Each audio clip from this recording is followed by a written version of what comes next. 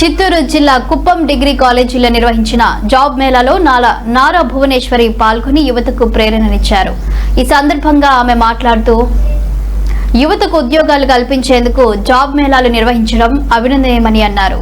విద్యార్థులు వినూత్నంగా ఆలోచించి తమ భవిష్యత్తుపై స్పష్టతతో ముందుకు సాగాలని అన్నారు. కష్టాన్ని నమ్ముకొని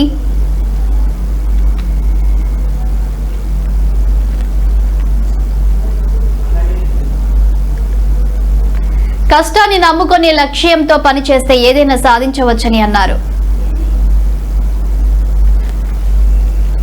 1000 ఉద్యోగాలు బెంగళూరులోనే మీకు దొరుకుతుందని, బట్ ఒకటే మీ అందరికీ నేను చెప్పదలుచుకున్నాను, especially the students, this is a turning point. అంటే not only today but onwards you should have focus, and with that focus I'm sure you will attain what you have visualized, because all your hard work, మీరు పడిన కష్టం, మీ degree inter నుంచి degree వరకు మీరు ఒక ఆలోచనతో నేను ఇది అవ్వాలి నా జీవితంలో అనేది ఒక గోల్ అనేది ఒక మనిషికి ఉంటుంది, ఎస్పెషలీ ద స్టూడెంట్స్. ఆ గోల్తో మీరందరూ చాలా కష్టపడి పని చేయాలి. స్వతహాగా మీరు తెచ్చుకున్న ఉద్యోగంతో మీరు అందరూ ముందుకెళ్ళాలి. You have to get the best job అనేది మీరు ఆలోచించాలి.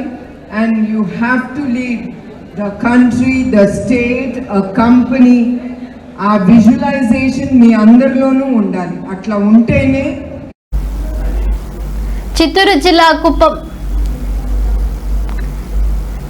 జిల్లా కుప్పం డిగ్రీ కాలేజీలో నిర్వహించిన జాబ్ మేళాలో నారా భువనేశ్వరి పాల్గొని యువతకు ప్రేరణనిచ్చారు. ఈ సందర్భంగా ఆమె మాట్లాడుతూ యువతకు ఉద్యోగాలు కల్పించేందుకు జాబ్ మేళాలు నిర్వహించడం అభినందనీయమని అన్నారు.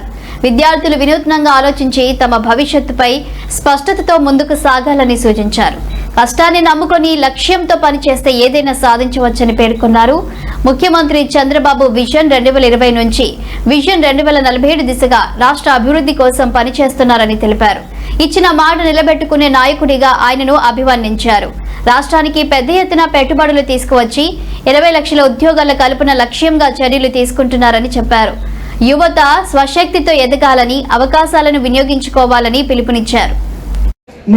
నెగటివ్ లో కూడా they will be positive. That's what I believe. I have faced lots in my life, but I will never fall down. Maybe for a minute, maybe for a day. That visualization you youngsters should have in life. I have to become an IAS, maybe an IPS, or a CEO or a COO of a company.